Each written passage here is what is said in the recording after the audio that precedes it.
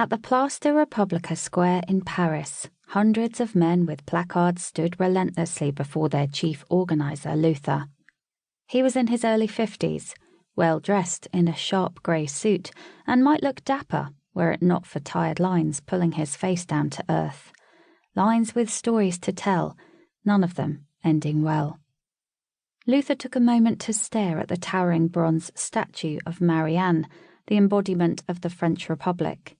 She held an olive branch in one hand, while the other supported a tablet engraved with Droits de l'homme, the Declaration of the Rights of Man and of the Citizen. How things had changed. France was no longer a safe place for men, yet it was here they were needed to be seen. Female police officers watched on coldly. There were at least 40 of them, armed with force shields and blasters.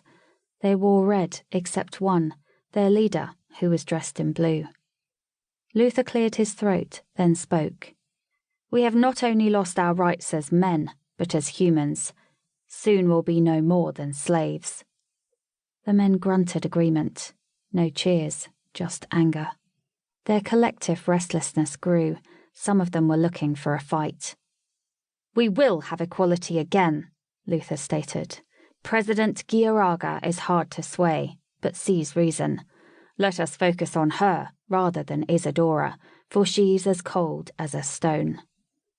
The policewoman in blue stepped forward. She was a mean, lean fighting machine with a snarl that would make a Doberman cower. Her New York police uniform was crisp, and the yellow braces she wore over them were distinct. "If you value your life, wrap this up, now," she barked. Luther shook his head and narrowed his eyes.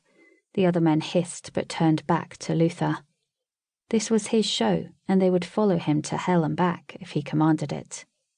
"No, Saskia, we will not remain downtrodden. Positions of authority will be returned to men. We are equal to women."